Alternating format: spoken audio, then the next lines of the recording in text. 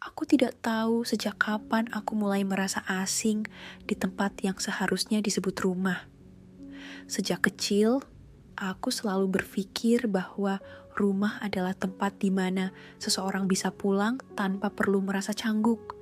Tapi entah mengapa, semakin aku tumbuh, semakin aku merasa seperti tamu di tempat yang seharusnya menjadi milikku.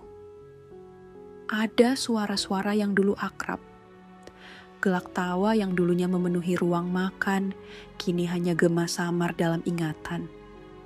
Sejak orang tuaku berpisah, rumah berubah menjadi dua tempat yang terasa sama-sama jauh. Aku tinggal di satu sisi, tapi rasanya seperti selalu melangkah di antara dua dunia yang tidak pernah benar-benar menjadi milikku. Ketika kecil, aku berpikir bahwa keluarga adalah sesuatu yang utuh, tidak akan pernah berubah. Tapi seiring waktu, aku menyadari bahwa ada hal-hal yang tidak bisa kita kendalikan. Bahwa harapan bisa terbang setinggi langit, tapi realitas akan menarik kita kembali ke tanah dengan cara yang paling menyakitkan. Aku sering berjalan sendirian di kota ini, menyusuri trotoar yang basah setelah hujan, menatap lampu-lampu di kejauhan, dan bertanya-tanya, apakah orang-orang di sekitarku juga merasa sepi seperti aku? Atau hanya aku yang terjebak dalam perasaan ini?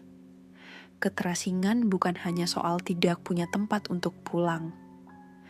Terkadang, itu juga tentang tidak tahu harus menjadi siapa saat kita akhirnya sampai di sana. Kamu mau sampai kapan seperti ini? Aku bertanya pada bayanganku sendiri di kaca jendela. Aku juga tidak tahu kawabku pada diri sendiri. Tapi aku ingin menemukan sesuatu yang bisa membuatku berhenti merasa kosong. Lalu, kenapa tidak mencoba mencarinya? Aku terdiam. Mungkin itu pertanyaan yang seharusnya aku tanyakan sejak dulu. Aku belajar sesuatu dalam perjalanan ini.